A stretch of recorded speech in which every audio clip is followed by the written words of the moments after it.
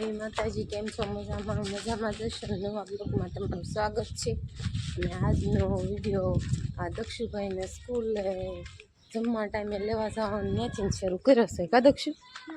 તો આજ તો બેન ખીજાણા દક્ષુને કે કાંઈ આવડતું નથી, કે દક્ષુને આવડતું નથી, કેમ ત્યાં લખતો નથી એમ કહે છે. અને બગડાની લાઈન લખવાને બદલે તગડાની લાઈન લખી નાખી, અને સરવાળા ને એવું બધું ભૂલી જાય છે ને એવું કીધું બેન. તો હવે રિમાઇન્ડ લે તે બેન, પછી કે મારે છે તો મારે ને શું કરે. અને હવે જો કૂદકા મારતો જાય છે રિશેષ પીડ્યો ને તે કા હવે ઘરે જઈને ખાવાનું છે ને તાર હે.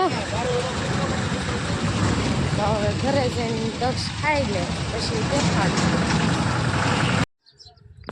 જો ઘરે વિયાવાનું હવે જાઉં છું કપડાં લેવા. મારે આવું છે ધાબેથી ને આવું વાવે.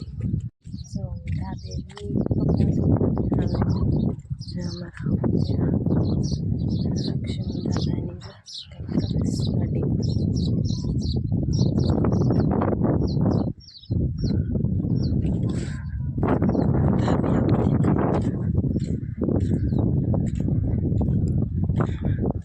અડધા અંકિતા કપડાં લઈ ગઈ હતી, પણ હવે અડધા હું લઈ જાઉં કઈ ગયા હોય તો. નકશુને ઉડાવીને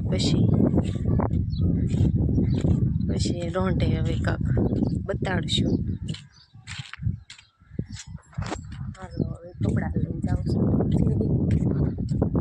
જો રસોઈ બની ગઈ, બટેટાનું શાક થઈ ગયું અને પાણીપુરી બનાવવાની છે. તો બટેટા બફાઈ ગયા, પાણીપુરી તળાઈ ગઈ અને પાણી પણ બની ગયું છે.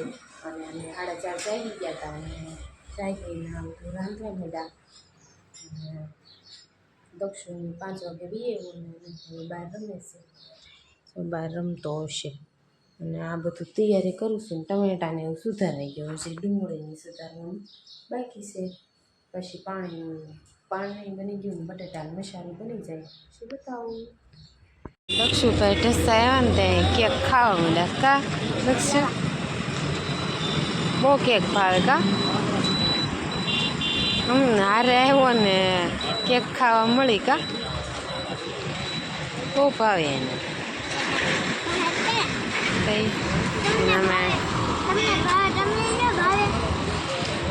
ઢસા ચોકડીએ ઊભા છે, અમે આવ્યા હતા ઢસા વસ્તુ લેવા કા દક્ષુ? પોલસેડા કરાવવાની હતી, હાડીને હારનો ઓર્ડર દેવાનો હતો. અને આ દક્ષુભાઈ હારે આવ્યા હતા, કેક ખાવાની મજા આવી ગઈ દક્ષુને. કન્ટિન્યુ બ્લોકમાં રહેજો તો ઘરે જઈને પછી જમવાનું બાકી છે તો ઘરે જઈને બતાવશું કા દક્ષુ? ઘરે જઈને શું ખાવાનું છે? બહુ ભાવે બધું કા?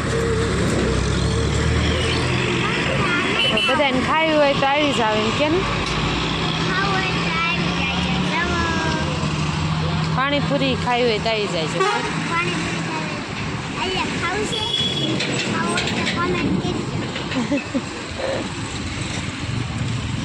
ઘરે જઈને પાણીપુરી બતાવશો કેમ?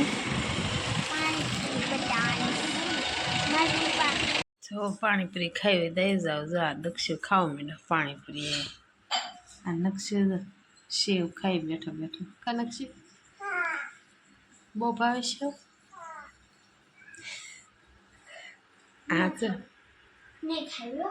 કેમ ન થાય? ખાઈને ખાટું લઈ ગયું.